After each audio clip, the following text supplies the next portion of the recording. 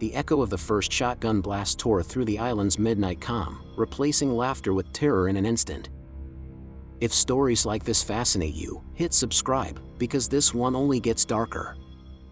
In the quiet hours of Sunday, October 12, 2025, the doors of Willie's Bar and Grill swung open for a high school alumni event. Hundreds of young adults gathered on St. Helena Island, South Carolina, drawn together by shared memories and a sense of home. The island, rooted in the heritage of the Gullah people, carries more than just the rhythm of waves. It holds generations of culture, community, and trust. Inside the bar, the lights were low, the music steady, and voices from old classmates filled the space. Then came the burst of gunfire, sharp, relentless, without warning. Patrons dove for cover, tables overturned, chairs scraped across the concrete floor. People ran, many wounded, fleeing into neighboring shops and streets, the scream of panic louder than the closing door.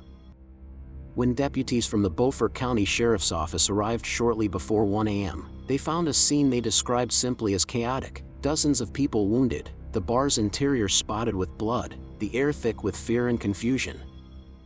4 people were killed, 3 men, 1 woman, and at least 20 others were injured across the crowd. Some of the wounded were in critical condition, transported to area hospitals. Others arrived on their own, shell-shocked, seeking help and safety. What makes this story even more unnerving is the location. St. Helena Island wasn't supposed to be ground zero for this kind of violence, a place where deep cultural roots meet the morning tide. But that night, the island's legacy of community protection melted under gunfire. The investigation opened, and yet no arrests were made.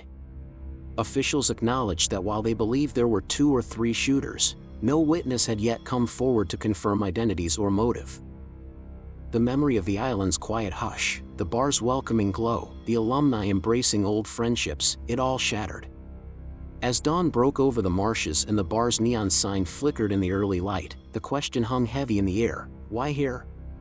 Why now? And with that, the descent into the unknown begins, because the bigger story isn't just who pulled the trigger, it's what the trigger revealed about this community, the night, and the choices hidden behind the laughter. By sunrise, St. Helena Island looked like a place holding its breath. Sheriff's deputies stood guard behind yellow tape as investigators combed through the wreckage of Willie's Bar and Grill. Beer bottles still sat half empty on tables. Cell phones buzzed on the floor, unanswered. The silence after the chaos felt heavier than the gunfire itself. Detectives knew they weren't chasing a simple bar fight gone wrong. The patterns of bullet holes told a different story, multiple calibers, fired from different angles. This was organized, fast, and deliberate. Yet no one would talk. Survivors who'd been laughing together hours earlier now kept their eyes low, afraid of what might follow if they spoke too loudly. The sheriff called the first press conference that afternoon. His tone was steady, but the message was chilling. "I cannot tell you that you are safe." Those words rippled across the island like a storm warning. The community that once left doors unlocked now checked over their shoulders at night. Rumors began to spread. Some whispered it was a feud between rival groups from nearby towns. Others said the gunman came from off-island. Deputies traced fragments of shell casings to weapons sold legally across state lines, but without witnesses, each clue hit another dead end. Federal agents joined the case, bringing in drones, forensic teams, and data analysts. Still, no arrests. No names. No faces. Inside the sheriff's office, frustration built. Investigators worked around the clock, replaying surveillance footage, piecing together phone pings from that night. But something was off. One of the cameras near the bar's entrance had gone dark minutes before the shooting. Someone had cut the feed. That wasn't coincidence. That was planning. The pressure mounted on both sides. Families of the victims demanded answers, pleading for transparency. Reporters camped outside the courthouse, their microphones searching for meaning in a sea of silence. And behind closed doors, fear deepened. Locals knew that silence could mean one thing on an island this small: someone powerful was being protected. Meanwhile, investigators started noticing patterns in social media posts and text messages exchanged before the event, private arguments, veiled threats, hints of a long-simmering conflict that may have exploded that night. The line between celebration and confrontation blurred. By the end of the week, the FBI confirmed what many feared: the shooters were still on the loose, and they might have ties beyond Beaufort County. Agents urged patience, promising justice would come, but to a community already scarred, patience sounded too much like surrender. In homes across the island, people locked their doors for the first time in years. Parents kept their teenagers home from gatherings. The neon sign outside Willie's Bar and Grill went dark, its once welcoming glow now a symbol of grief. And yet, beneath the fear, something else began to stir: questions about loyalty, about the code of silence, and about how far people would go to protect their own. Because on St. Helena Island, everyone knows everyone. And someone, somewhere, knows the truth. What happens when that truth finally surfaces? That's where everything changes. The days turned into weeks, and still the island held its silence. But justice, like the tide, has a way of returning, slow, deliberate, unstoppable. Detectives kept digging.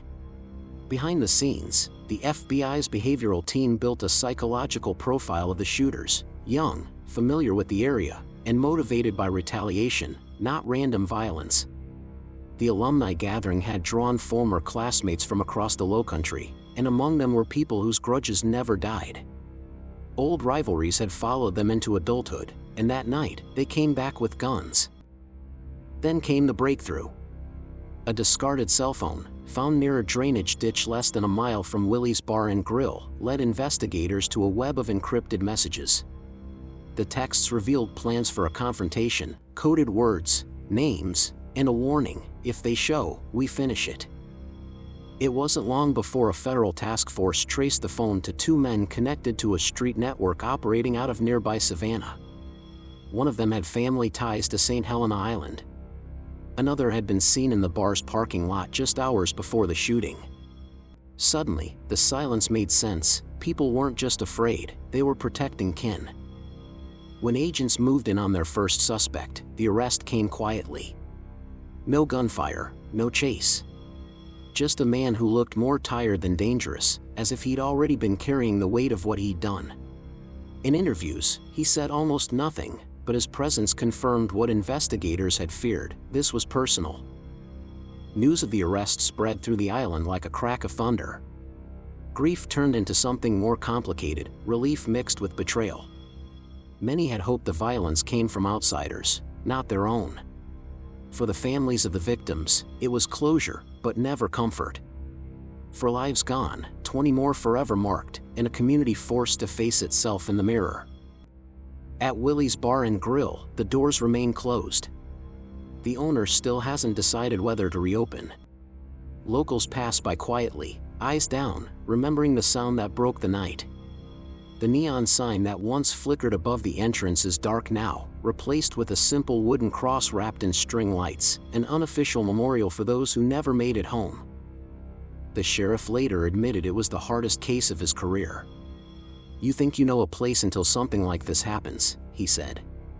"Then you realize evil doesn't always come from the outside. Sometimes it grows right beside you." St. Helena Island is healing, but slowly. Church bells ring every Sunday for the victims, and at community meetings, residents talk openly about rebuilding trust, about finding ways to keep history from repeating itself. The sound of laughter has returned to the streets, but it carries an undertone of loss. Because when violence visits a place that once felt untouchable, something changes forever. The people remember, even when the headlines move on. If you think this story was intense, the next one will leave you speechless. Subscribe for more true crime stories that'll keep you on the edge of your seat.